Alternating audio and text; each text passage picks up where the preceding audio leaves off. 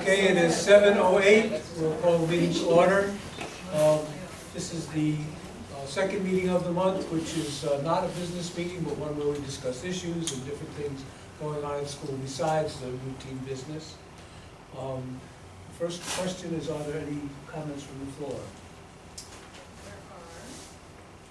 There are no comments from the floor. Okay.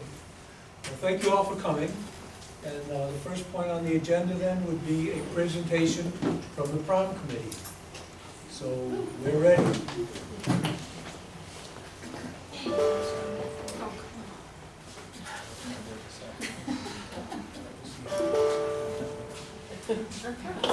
That's a great presentation. Hold on, I've got to get out of my email.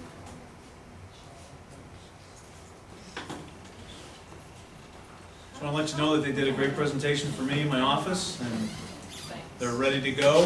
And they've done all their homework without a doubt. So, very impressive.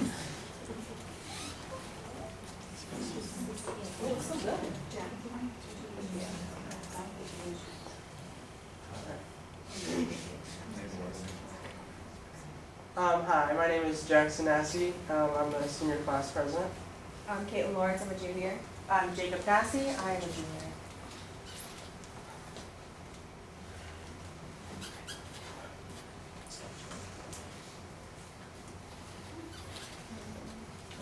With a slideshow. Slideshow down the bottom From right. the beginning. There we go. So for this year's prom, we have decided to go to Settles Hill. So we have an estimated Where- attendance. Where is Settles Hill?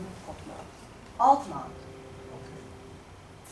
We have an estimated attendance rate of 150, including both classes, junior and senior, plus an additional 8 chaperones who are willing to come and take care of us for the night from 7 to 11. The ticket price will be $50 this year to cover for our meals, which is $31, which includes the tax and tip plus itself, because we have to eat it down. And then transportation, which is $10 to pay for our free buses and a van between 4 and 12 to give them gratitude for taking us there and back for the evening, taking time out of their day. And then our DJ, which we are working on to lower from 500 because we have other options to get that lowered. But for right now, we have a budget of 500 for 4 hours. And so each person will be paying around less than $4 for each, for the 4 hours of DJing. And then less than 3 with our budget of $350 for our centerpieces to make the our decor look amazing and with the theme. And then because our chaperones have taken time out of their weekend to take care of us, we will also be paying for their meals, which will be less than $2, which goes to $48.40, and the leftover will go to decorations and other cool stuff to add to our themes. And the extra money can also go to kids that can't afford the $50. And there are also dresses for some people to use and borrow for prom as well. So now we just have a few pictures of the banquet hall itself. That's one of the tables. It's a pretty big area. They have nice bathrooms. We visited last year. There's water fountains outside, and it's like a wedding place, so very good for pictures. So we've chosen to go to an off-campus location again so that everyone dines together, dances together, and travels together. It also helps lower the cost of people because they don't have to eat beforehand, then go to prom and pay for everything. If they if they decide to take their own limos to travel, they go in between the buses, so we all travel together, even if you're in a limo.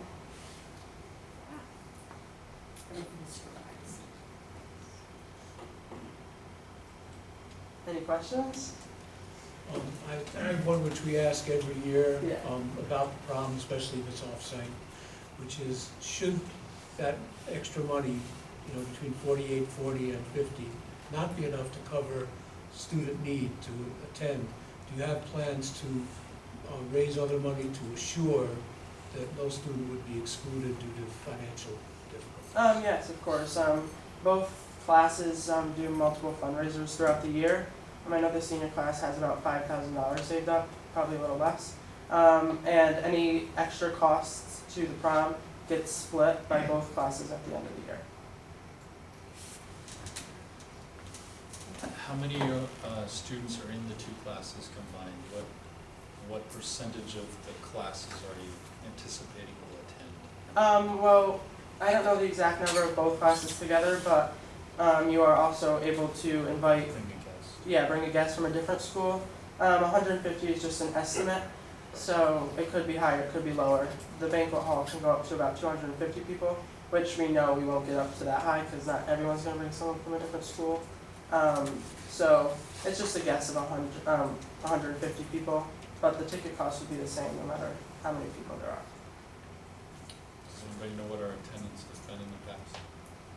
We had 165 people last year.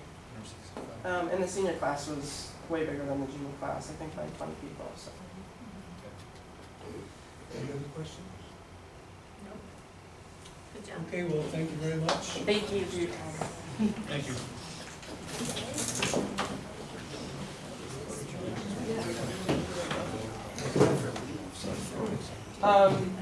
So is there a vote or is it approved? Good question, Jackson.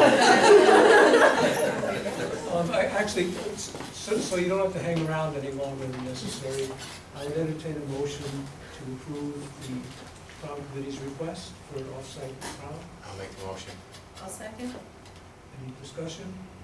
Good job on your presentation. Have they decided on a date? Is it a Friday or a Saturday? It will be on a Saturday. May 30th. May 30th. Okay, any other questions or discussion? All in favor? Aye.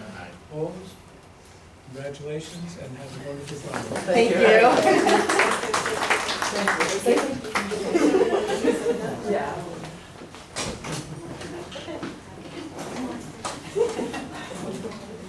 Okay, the next point on the agenda would be the East Hill Math Curriculum Assessment Results. Yes, so Ms. Jean Damone, I've invited her to join me when we talk about iReady, or Ready Classroom specifically. That's our brand new Math Series K-5. And we selected Ready Classroom, a team of teachers put together. Two compelling arguments for Ready Classroom. One, we already use iReady as our diagnostic for the teacher APPR, so that was an easier transition. We already knew a component of the program in Does the that give teacher us a toolbox. discount Pardon? as well? Does that give us a discount? It as well? does. We saved the money that we used to pay for teacher toolbox. Exactly right. Yes.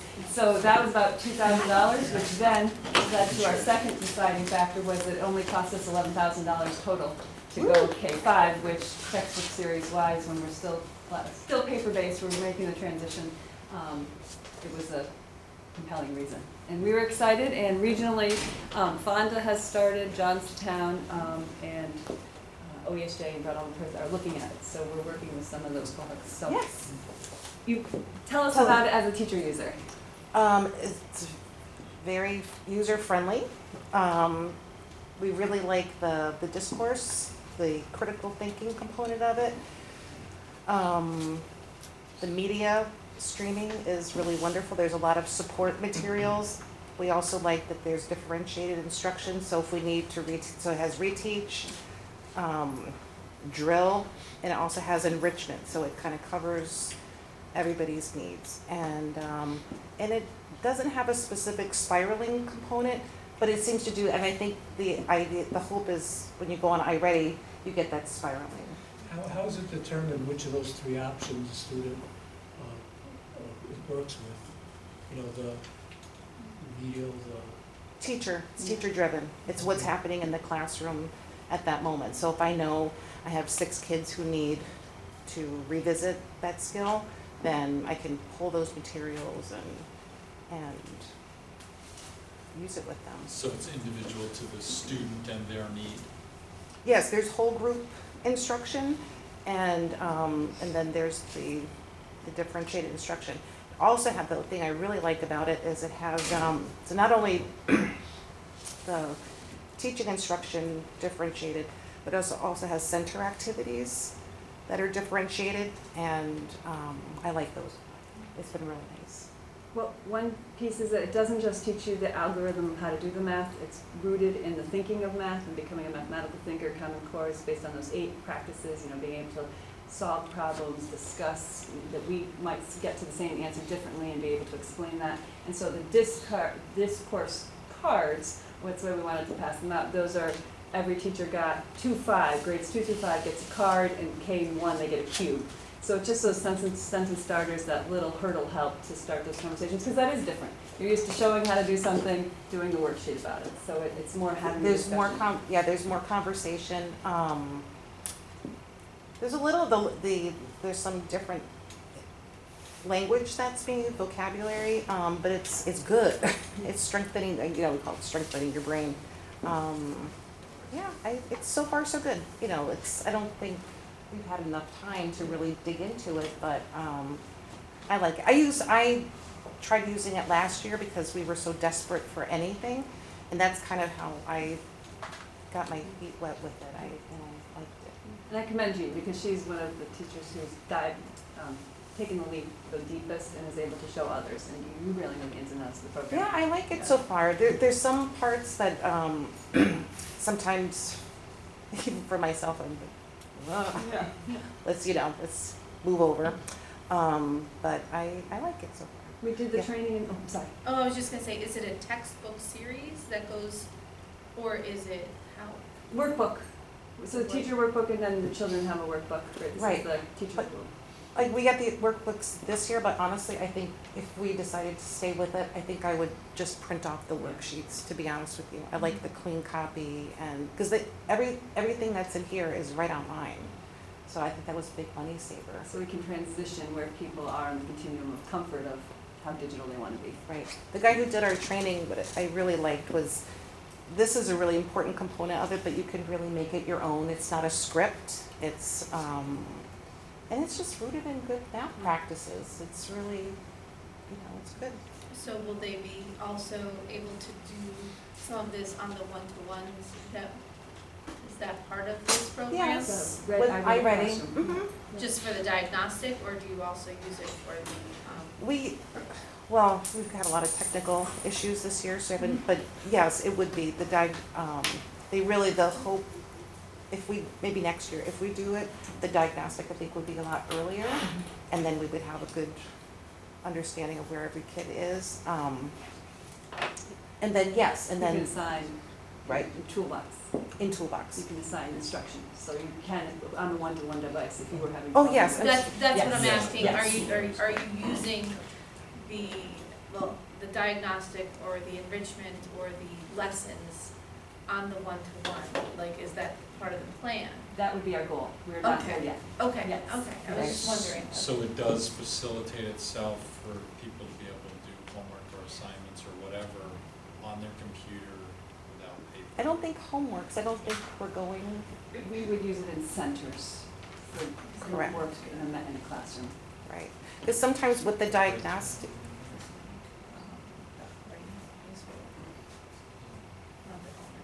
How far down were we going to bring it home? To start 6th. 6 and then 6 on. Thank We you. know, Sorry, I asked a yeah, long no, question. we know training's important, so summer training, almost every it was teacher wonderful. came It in was August. wonderful. And actually, because we realized we needed more training to dive in deeper, we're partnering with Johnstown. Nick has allowed for our October Professional Development Day, because they are in the same stage we are in learning ready classroom, and they're actually donating a day of training that we're coming together. So all first grade teachers will be together, second grade teachers will be together. So for 4 hours, we're gonna dive more deeply Wow, into yeah. the Is it ready in the same classroom. guy? We don't know yet. Yeah, that was probably one of the best trainings I've ever had. It was really So, good. and then they're coming back to do embedded classroom at the end of October, which was our scheduled day. So that's worked out well, that regional partnership. Right. One thing I wasn't a big fan of iReady in the beginning, but now one thing I do like about it, because sometimes with the diagnostic, if a kid had a bad day, maybe they get stuck in a Mhm. place, and you can move them in different directions. And We're so- learning to be more facile in that back end of it, which is helpful. Yeah, you have to know how to navigate it though. So that training I think will really help. Did you said that you've used it last year, you know, you were like one of the pioneers as. Well, Stacy said- it was out of desperation. I wasn't Okay, trying no, to. the question I had is, what kind of differences did you notice in trying to use that approach as opposed to the previous approach to teaching math? Well, I wouldn't say that I really saw too much difference last year because I didn't dig into all of this with the statements and the discourse and all that. I was just so happy to have materials at that time, and I really did like the media presentations in it. So, but this year, this is the part that I'm excited about. We were lacking continuity K-5, so, and as a building, people had identified that. Depending on who you had before, the children in front of you had different skill sets, different vocabulary, and so that's what we're trying to really focus on. I'm gonna tell you one thing I did notice this year, just a little. Yes. Because last year, I think we had the free, like people kind of went, oh, we don't have to do the modules anymore. And people started, but we didn't have any materials, which I don't know if you know about the modules, but they were really kind of rough. This year, I think the difference in the skills that they came to third grade with were tremendous, and I think it's because people just kind of went old school with stuff. That's why we were all scrambling for what do we want to do, so I just kind of dug into iReady and other people. Yeah, so we were missing a lot of, we had some gaps, but we're on the right track. We are, yes. I wanted to ask about the language. So training is addressing language with faculty members. How are we addressing the common language for the students? Using the same vocabulary, that's a really big thing.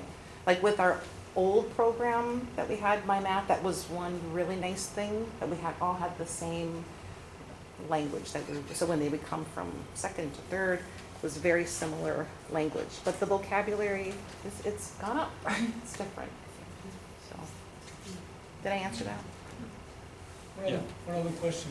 I was actually for a while a math major in college, and I look at some of the math now, and I say, this is like, I don't understand. I'm talking elementary school math. So I was wondering, is there any thought about trying to educate the parents into some of this new vocabulary and new approaches to math? Because if a parent wants to help their child, which is always something I think we encourage, you know, they need to kind of know where we're at. Or where they're There's a coming from. family letter that goes home, but here's the great news. The iReady program seems to be more familiar. It's kind of a really great blend of the new and the old. It's more old. It's with the modules. It was really maniacal. I'm sorry. It was really bad, and the parents were really frustrated. I can't see anything in the program now that would be really frustrating for parents. I think it's really language friendly and clean. So Yeah. perhaps we could set up a time to come back in the spring so you can hear about, once we've been looked at our unit test scores and how it's going, maybe 6 months from now, if that would be. Right. Absolutely. I never send this home either. The workbook? We're doing it in school. We're not sending this home for kids. The only thing I might send home would be a practice, very old school. Facts, maybe, facts. Back fluency, yeah. Question related, has this been collaboratively chosen with middle school as well, so that we've got something that they're going to accept in middle school as a foundation, or? Unfortunately, a lot of these programs just stop in 5th and 6th grade. Yeah, but. And there's not always, in terms of the incorporating the vocabulary and things like Right, that, that's what I mean. absolutely. Almost like conscious discipline, as it's come up, the 6th grade team learned the terms of conscious discipline, the 7th grade teams. So as they moved through, as the kids were speaking the language, the adults were too. In terms of incorporating the vocabulary, absolutely. We were lucky enough to extend Wonders to 6th grade. Miss Ward and I actually this week were talking about, can we continue something math-wise? And they all seem to end at 5 or 6. So it's more going to be based on vocabulary and incorporating that vocabulary into how they're teaching it in the middle school. This one, I don't know if they do workbooks, but if you look on the iReady spectrum, it goes K through 8. We were just talking about doing that, parts of iReady Yeah. as K-8 too. And Yeah, we yeah. reached out to, I already got back to me, they're gonna work up, because we have some active accounts, so we're going to bring parts of iReady to support our AIS programs in the middle school. So they do have math that could become adopted? Yes. It could. Okay. The Nope. Wonders series that we've also adopted in the middle school ends at 6, so just in terms of the practice has to be extended on without the series. I think what- Are you using it as a diagnostic in middle school? We're not using, Wonders will be used as a diagnostic. Right now, we have nothing in place for math. And that's something we're gonna build in. This literally came out of a conversation this week. We were, this was not a collaborative decision. We weren't getting anything basically, and Stacy saved us because we just, really, this was, I'm sure people kept saying you needed it. we really needed it, and this was such a great, so, you know, I haven't really heard from too many people. Some people, you know, they're still trying to figure it out, but, you know, so far it's been pretty positive. So my request, I guess, would be, so that we don't wind up in a similar place that we're coming out of, right? I mean, first off, congratulations and thank you. I mean, we did this with reading, now we're doing it with math, where we're getting a unified program, so thank you for getting us in that direction. But I'd encourage us to look holistically, right, so that we tie what we're doing in K through 5 or 6 as programs go there to what middle schoolers are going to need to prepare them for high school, so that we get a good process going all the way through versus ad hoc stuff. I And this is think a great step in the right direction, but I'd encourage that collaboration to happen so that we really build the right thing. the process that Stacy had us go through to choose the Wonders program was really incredible. And I see it, like this year, the kids coming in, wow, they are really ready. And I'm not a Basil reading series person. I'm like Anti-basic. anti-Basil reading series. And it's been wonderful. It really has. So, Thank you. Thank For you. sharing expertise. All right. And I just have a brief handout, and actually it ties in so nicely, because you'll see where we've made the change and the positive impact it's had on our state test results, and where we still need to go. Can you pass this up, or pass them around? Thank you. Oh, there's one for you. Yes.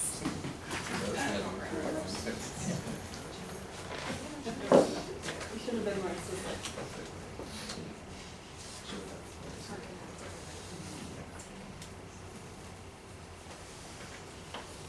So the handout probably looks familiar. It's the same one we had last year, and I added 2019. We're delighted with our ELA results. You can see this is as a building in grades 3, 4, 5. We went up. We had a 7% increase in our passing rate, passing being level 3 and level 4s. And you can also see that we had a few more tested for ELA, and actually we had many more tests for math. Stacy, grades 3, 4, and 5, is it cohort or is it people that are in those grades that year? In other words, are you tracking them as they go through, or is it just the people that are in that grade that year? I have data for both. What you're looking at are the results for last year's 3rd, 4th, and 5th graders Okay. as a one big East Hill group Okay. in front of you. Yes, so that 150 ELA testers under 2019, that 38% passed, those are last year's 3rd, 4th, and 5th graders. So we were pleased with our ELA growth. You can see just what Jean was speaking to for the math, that we stayed stagnant, but you can't do the same thing and expect decreased results, so we are making the change. So I'm confident that you're going to see what we've seen with ELA, the steady growth. You're going to start seeing that with math too, because we're actually all on the same page, talking the same language with some uniformity. The initiatives, we're continuing our Wonders, and we also have Doris in the library. She has the district purchased and some was given to us by the company. She has a full teacher set, and so we have our co-taught library, grades 1 through 5. She's focusing on the writing, because that was an area people identified that we needed to spend more time in. They weren't having time in the classroom to do that. So that it helps our reading. Our Fountas and Pinnell running records, we continue to do at the mid-year and the spring. And our AIS team, were able to do the 12 new students in September, so we knew exactly where they were. What is Fontes and Pinnell, I'm sorry? That's simply those are two literacy programs. They're people, Fountas, Pinnell. But so running records is an A through Z. And so by the end of kindergarten, you're supposed to be at a level D. And when you leave to go to 6th grade, you're supposed to be at B. And so, actually, 1st grade is the toughest year because you have to make 8 letters. More or less every year you have to go up 4 letters. And so now I could tell you every kid in the school where they are, and then we color code between a half year behind versus more than a year behind. And everyone has access to those records, and that's how we know in and out of AIS. And do we have, okay, so we have a standardized intervention plan now, when they're at this much behind, we intervene? Yes, yes. Okay. And actually, it's not ours, it's Fountas Pinnell tells us when they reach a certain letter, they really should be in class. And sometimes AIS teachers like to hold on to them a little longer just to make sure, but we try. AIS is not a life sentence, so in and out. And also with our AIS program, this is our 2nd year, the district has committed to 3 AIS teachers, which is phenomenal, and we have 3 different programs. We have our tier, we have our Wonders, which is the K-6 program. They actually have a Wonders Works for those kids who are just an inch behind, just a little bit, so we help with the comprehension, we get them back in. And then we have 2 more significant intervention programs. It's a level of literacy, to really more teach the mechanics of reading, and then we have an even more comprehensive Wilson. Yeah, Wilson is A different way to teach to read, in case you haven't been successful otherwise. For the math side, we are Ready Classroom Math for this year, K-5. We also have an AIS steering committee, which I think is important because our AIS teachers do not exist in isolation at all. We have a quarterly, they meet monthly, and then we have a quarterly meeting that includes Jen, Kelly Swart, people from all over the building. So our AIS program is pretty neat. We're doing well. Stacy, yes. are those AIS people specialists in these different programs, or are all of them cross-trained? They have a favorite, but they are cross-trained. Yes. Yep. And actually what we've tried to do, and the dean and the teachers can speak to that, is we try to blitz a grade.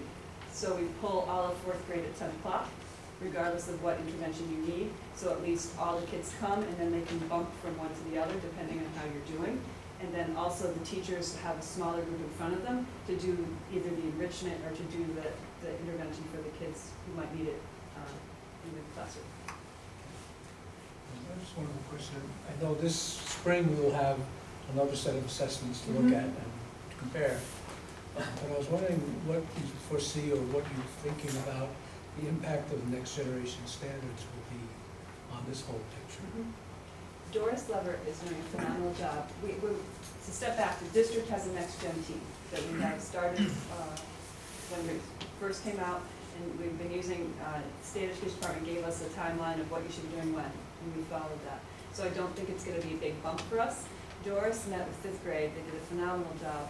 They compared our test results with where our students did. They looked at the priority standards as HFM BOCES teachers have identified, and if we want to consider those priority standards. And they're actually breaking down the standards by the actual skill, so that if a kid can't do the grade level, what are the prerequisite skills that they need?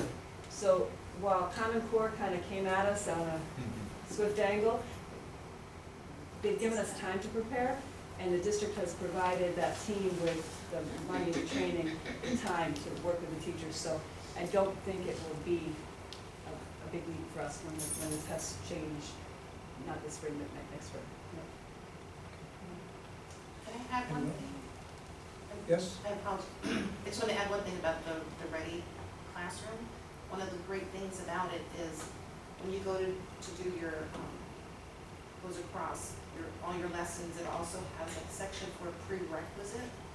So I could click on what they were doing in second grade, the kids that far behind, click on the second grade lesson and teach that to a small group also. So it's not even just a reteach and whatever, and go right back to whatever still is linked to this current. So you might just as a reteaching thing. So, sorry. And Okay, anyone else? Okay, thank you very much.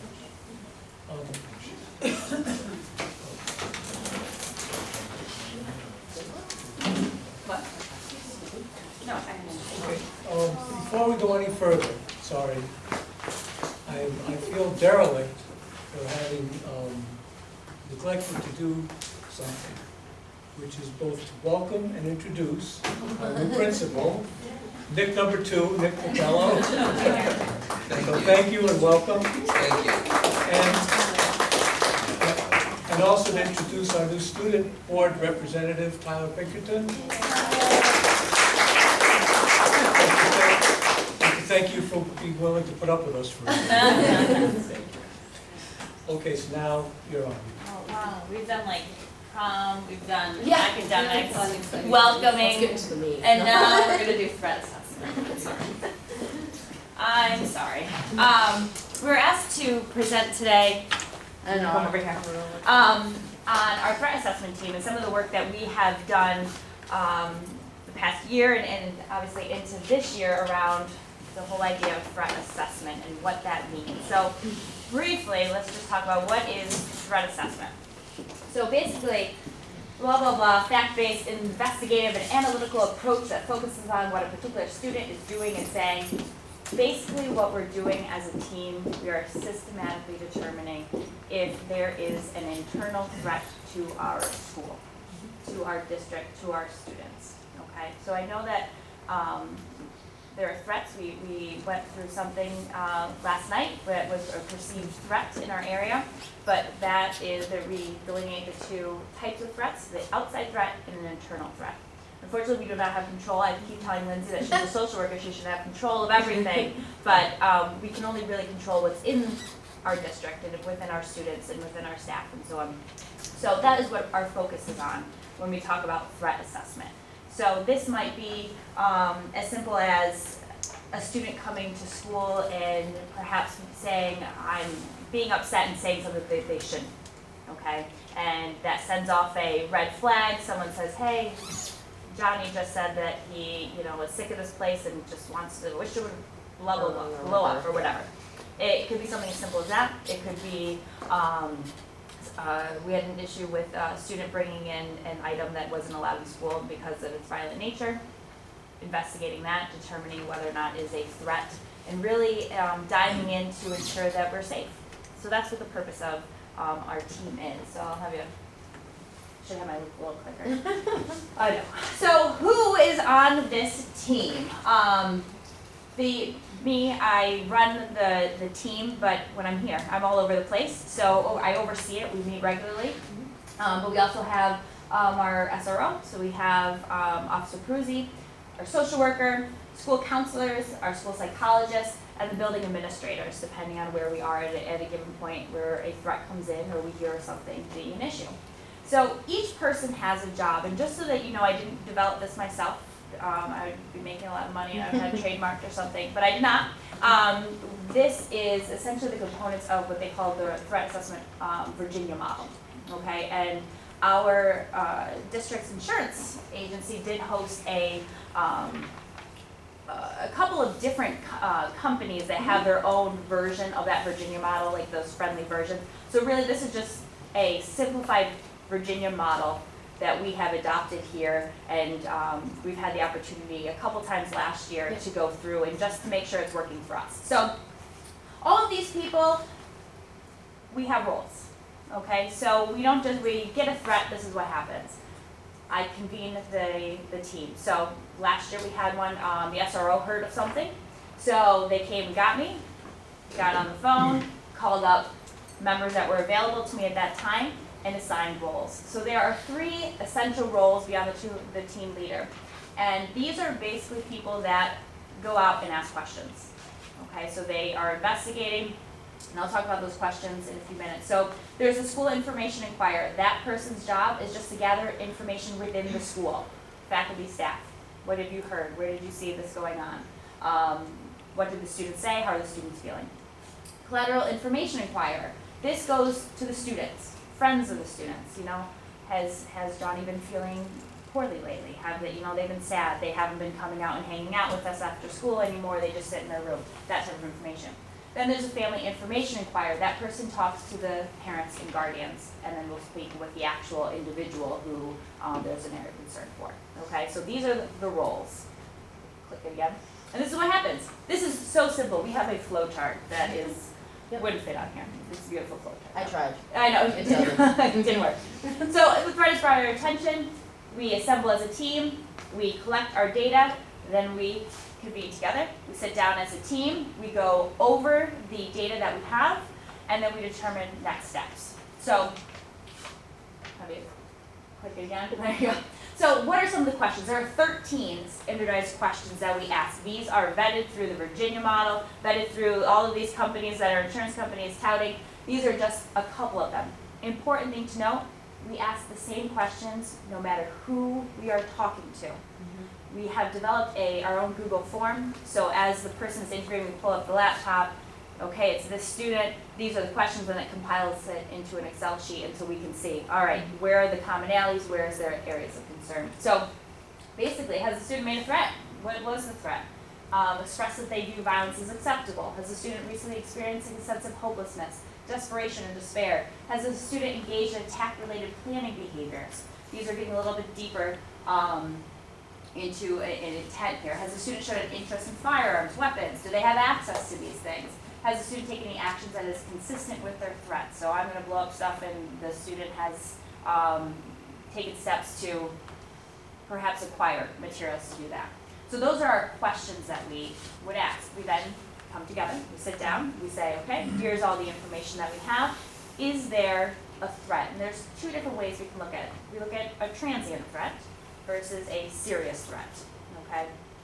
So, a transient threat, we've run this process probably 3 solid times, I would say, this past year. Yeah, the year. For simple things, you know, again, the student brings in an item that it turns out it was just a mistake, okay? We're saying outlandish comments. Yes. In class, So, things like that. if it's a transient threat, what do? We obviously notify the parent.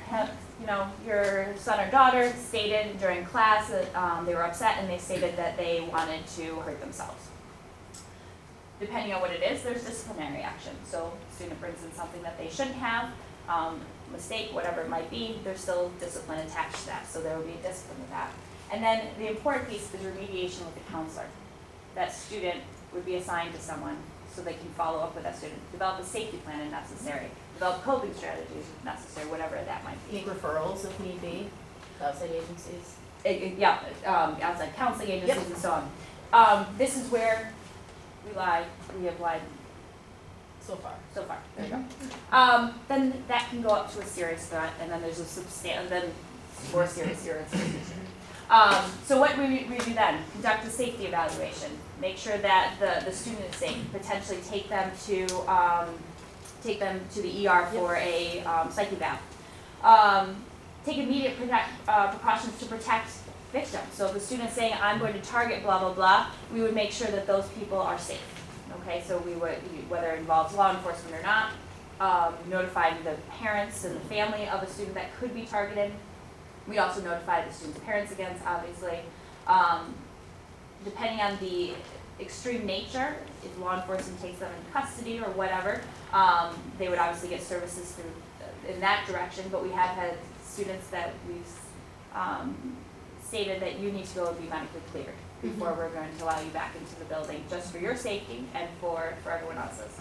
And then again, as usual, provide consequences as appropriate based on the nature of the threat. So those are, perfect. So that's the essential nature of the threat assessment team. We do meet monthly just to review our process, make sure it's working, check in to see if there are any things that we should know about. But we're all also enacting this, Dr. Brody. All right.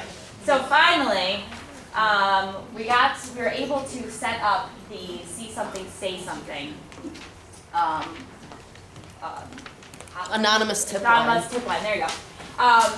It runs through a Google Voice, okay, so it is attached to several of our phones so we can get a tip if something comes in. It comes into a text message immediately so we can see that.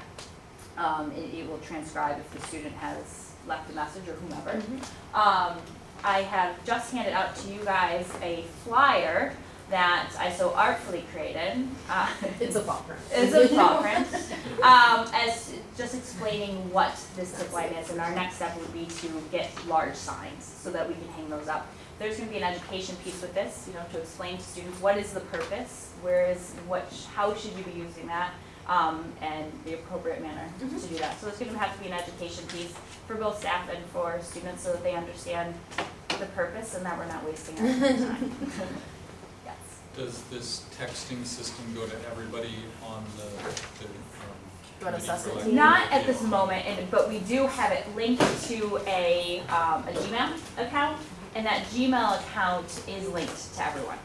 So everyone has access to that, because most of the people have their own personal cell phones, when I can't link it to a landline. So we do have one main phone that it's linked to, which is a school phone. It's linked to my phone. It's linked to our SROs as well. And is this system anonymous? It's the best that we can make it. So will it pull up and say a person's name? No, but it will give us telephone number. Because it is a Google Voice number. So I did look into a couple of different options for that. This is the most cost-effective and simplistic way to do it, and many of our neighboring schools have done that. Have we thought about also putting it on our website? We can do that. I plan on I wanted to bring it to you guys first, and then, blast that out as well, because it's not going to be a hidden thing. It will be everywhere. I just know that higher ed has started to use a lot of anonymous things via the web. You get more people saying things sometimes. I agree. Right. No, absolutely. The only reason I didn't put anonymous on there is because are we going to be searching into that, who that is? Now, if this is someone, let's be honest, if it's someone that claims that they will be hurting themselves, and this is, we will. Right. We will. Am I going to be tracking down? No, we won't. But obviously, in order to maintain safety, we're going to have to do some work depending on what the statement that's made. Obviously, this is a big step forward from what we were doing previously. There was no threat assessment team. I was wondering, what's your feeling about how it is working, and do you think that it could potentially make a difference from the kind of more haphazard way that we might have dealt with it in the past? I do believe that. I know that in years prior, students had brought to the attention of administration that they would love to have something like this. I know it's not exactly anonymous, but I mean, as of right now, it's as close as we can get, as Jen said. But I think just having the students have that outlet and the ability to, if they see something, to say something instead of not having to come directly to a person face to face, because sometimes they're not comfortable doing that. So let's face it, kids, they love to text and they love to email. So they love social media. So if they can do it in a way that they feel comfortable, I think that will definitely have a positive impact on school climate and school safety. What I like about the process with our entire The whole threat process, assessment. what I like about that is that it's more of a proven technique versus, okay, I don't think so. I know this kid, and that's kind of we're not relying on our gut, we're relying on facts and the data. And that is, and that's crucial, and from a variety of sources. And I think that's where, after an incident, you can go home and go, okay, we have done everything that we can, and we're ensuring that the individual is getting the supports they need. One of the issues I've heard with this whole process is that you cannot force a student or their parents to go to counseling and to therapy, which a lot of times is a key ingredient. Any thoughts about that, or how to encourage that, or how to be more successful? forcing them to go to an outside counselor, well, we, like, excuse me, as Jen has said, in the past, we as a district have required them to get clearance from mental health providers, just If they've made some sort of statement that is. yeah, a credible threat against themselves or somebody else. And so I think, you know, just bridging the gap and having those candid conversations with parents too, and, you know, keeping those lines of communication open and forming relationships, which we try to do every day, will, I think, assist in that as well. So people, if you sit down and have a genuine conversation with them and express your concern for their child, 9 out of 10 times they're gonna respond in the way that you are hopeful they will. There's also a mobile crisis too. So say we call the parent, you know, we need to get your son or daughter checked out, psych eval. Well, I can't come, I'm at work. Well, we have a mobile crisis through St. Mary's that we can contact, and they can come here and do the psych eval. So it takes the travel out, it takes the parents, you know, excuses of I can't, I don't have time. Okay, can you just give me permission and we'll have them come here and do it. And from that, people are now getting home health care, Yep. is it home health, is that the? Health homes. Close. Health homes that will then help the family set up those services after having And maintain. co-parenting. Yeah, yeah. So it does. There are some organizations out there, but persistence is key. And often I found if you wear people down, you know, people with positive intent, we get places. So I've found in other environments that see something, say something is really a cultural shift to get people to do that. Yeah. So I'd really encourage us to do as many mechanisms for people to do that, to try to get them into that mentality. Are you talking about like training, like educating people, or? I think it's both, right? It's educating, but also, like you were saying, social media. Yeah. Oh, in many platforms. Yep. Yeah, Yeah. as many I agree. entry points as possible to Towards meet that. them where Yep. they are and where their comfort level is. Absolutely. Yeah, absolutely. Yeah. And I applaud, thank you, this is needed. When are you planning to do a launch with flyers and all that sort of stuff? Well, as soon as possible. So really, take a look at it. If you are finding that there's something that you're like, I don't know, let me know, because I would like to place an order tomorrow. So you have 12 hours. 8 minutes. 8 minutes to tell me. And just let me know. Okay. All right, anything else? It says call or text, well, it doesn't show the email. No, we did take it off because we found that email wasn't as, Immediate. it's not as kid friendly, as adult friendly. To me, an email is delightful, but I'm That's still practically really 40. different from me. I know, snail mail at, I can offer that some stamps maybe, but I don't think it would fly as much. But we could even do the little cube thing, or, I don't know. QR. Oh, the scanner? QR code. Yeah, There you QR go, code. I mean, there's That's a it. variety of things. That's what I mean, the more the merrier, right? Yeah. So, There's a variety of things that I can learn about and we will jump into. yeah, it doesn't hurt to put the email address on there, get a QR code, I mean, and everything you can to Will do. make it more accessible for people. Will do. When will you start educating kids on it? I want to be able to, really I want to start with, I'm just going to hand out flyers, and we need to talk as a team like how we want to roll it out in the most effective way, because there needs to be an offer and the opportunity to discuss as well as to just tell. So we have to figure that out, because we're bombarded with, in terms of rolling out technology, and we have really taken a lot of valuable classroom time that I don't want to misuse. So we're gonna have to think of a good time. I might do like a soft rollout, and you know, this is what it is, and then do more of instruction as we go forward. We have to talk about it. Yeah. Thank you very Yeah, much. that is a good and idea. Keep up the good work. Start it. Maybe for like a half an hour or something. Yeah, Good just idea. roll it, it's an activity. It could be their exit ticket. For informational, Yeah. yeah. That'd be a great idea. Okay, next thing on the agenda is policy committee. Right, we met on policy 7423, which is our athletic placement process of middle school athletes. We talked about this, was it a few board meetings ago?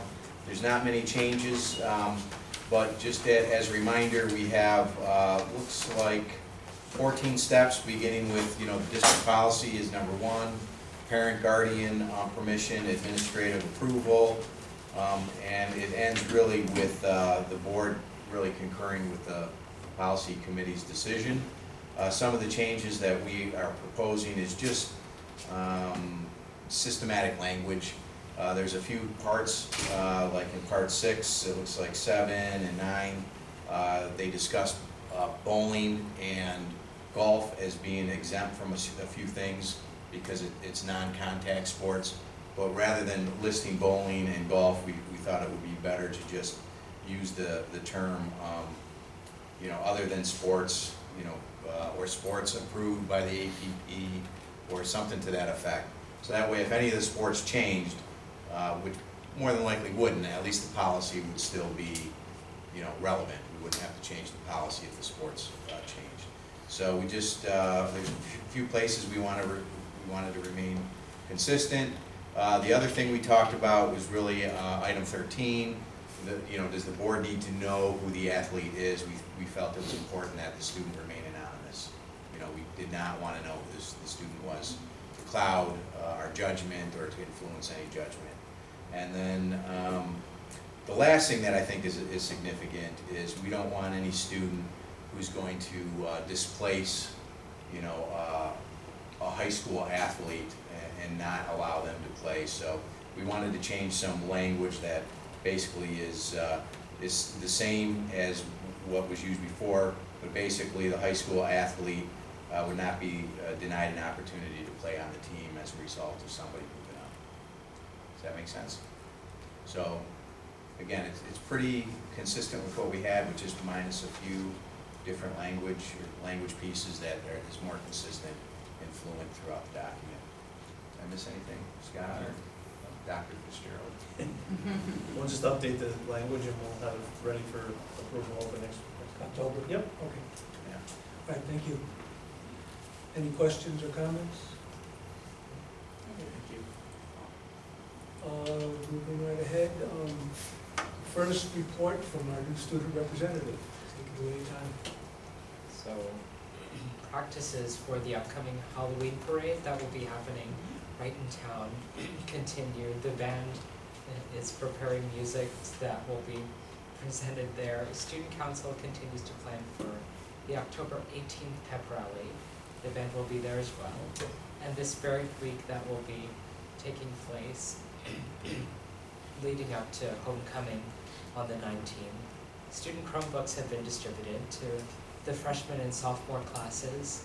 So I see that being a major asset to the students and look forward to seeing how that plays a role in classroom environments. On October 25th, the History Club is going to be hosting Haunted House in the History Wing.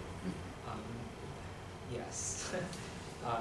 As for some sports announcements, the JV girls soccer team won against Mayfield, as did the varsity girls soccer team 4 against 1. And the drama club will be performing Les Miserables, and that's something that's going to be happening all through the winter into the spring, practice-wise, and practices will be happening soon. Okay, any questions or comments? I had one. When I looked at the haunted house, is that for the students during the day? What? That's something that's going to be happening. It's a separate fundraiser that's going to be happening outside of school time. Okay, for just students or for the community? It's for or the what? community. For the community. Yes. So is that going to get publicized in different ways? It is. We do have flyers that are going to be printed out, Okay. and different people are going to be doing their part to make that known. And who is it benefit? It's going to be hosted by the History Club. The History Club itself? Okay, great, thank you. Is that going on our website and whatnot, so people can know about it? Yeah. So I'll request one, I'll put it on. Any other questions? I have one request. The See Something, Say Something is going to be rolled out in the next few days. And I would like to ask you to speak to some of your fellow students and give us some feedback about how they're perceiving it, how they feel about it at our next meeting. I will. Thank you. Anything else? Okay.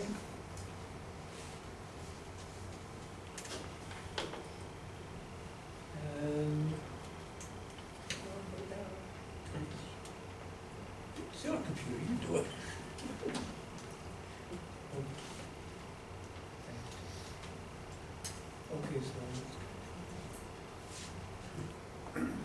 Okay, so we have approvals, there were two approvals for winter and spring coaches. I'm assuming the first one was the draft, because the second one seems to have more filled in, is that correct? No, one is to be appointed, but I also included the other one, because I know you like to know what's still unfilled. Yeah. So one of the versions just includes the Oh, unfilled. so they're actually the position. same, it's just one shows the unfilled? Yeah. Thank you. I think this is what we're supposed to do. Okay, so we have 4 approvals. There's one for Paul Gianmarco for math teacher to increase from 0.6 to 1 full-time equivalent. Pat Countryman to mentor Gianmarco. Michelle Nair to mentor A. Craig. Fifth grade teacher. Okay, right. Anne Marie Craig. Anne Marie. She was write Anne Marie out, you know. And Kathy Bowerman to mentor Kevin Stuttle. Kathy. Boy. Sorry.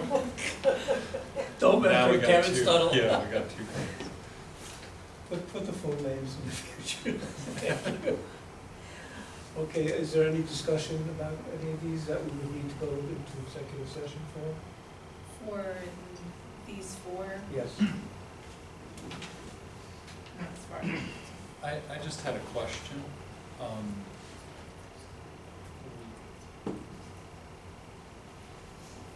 As to the process for the FTE math, whether we wanted to post that as a new full-time position, because we went through a posting process that was kind of limited because it was a part-time position, so that was just my only question. I would just say because of the immediacy of getting someone in there as of next week, that we point that, see how things move along in the first semester, and then reevaluate the position. Okay. Because the way the other document read, it seemed like it was, you know, if he gets the certification, this is his full-time job, and I just questioned whether that was conducive with kind of the way we fill jobs, that was all. Yeah, due to the circumstance, I would recommend going through the first semester and then reevaluate. Okay, so, can we move to approve these? Are you gonna motion to approve, including the coaches No, or exclusive? excluding. Yep. Okay, so, I'd Motion. like to, motion to approve accept these 4 These 4, recommendations. yes. Second, Pete, any more discussion? All in favor? Aye. Opposed? Okay, I know that for the, you abstain? Because your wife. No, she's not on there. So there's 1 abstention. Scott? I know for the coaches, we'll need to have some discussion, so we'll have to move that into exec before we go ahead to approval. So, I'd like, I think that's the last thing, so I'd like a motion to. There's the comptroller. Yes, do you wanna do that stuff first? Comptroller resignations. Yeah, comptroller. Oh, okay, so before we go into exec, let's do the comptroller extracurricular fund. And that is to ask that Nick Patino, our new high school principal, be the controller of extracurricular funds effective September 26th. Do I have a motion? Motion. Second? Second. Any discussion? Good luck. Refer to last year's audit. Okay, so all in favor? Aye. Aye. Opposed? Nope. And then we have resignation, which is Corey Michael, resignation as a 3-hour food service helper, and Stacy Roy, resignation as an elementary principal. First of all, do I have a motion? Motion. Second? Second. Okay, any discussion? Well, I have something to say, which is that I'm very glad that we're gonna have a celebration to celebrate all the contributions that you've made to our district, both especially in the elementary school, especially in the area of social emotional learning. And you've been a wonderful member of our team. And I also want to tell you that I'm really happy for you and really unhappy that you're leaving. But I'll have to get used to that. And I think I can safely speak for the whole board on all those points. So just thank you very, very much, and I look forward to buying you a drink. You know, I should say it, right? We'll edit that out. Okay. Anyone else? Congratulations. Okay, and any other discussion? All in favor? Aye. Opposed? Well, I'm sort of opposed, but I'll do myself. Okey doke. So I would entertain a motion to move into executive session. I'll make the motion. All in favor? Aye. Thank you all for coming.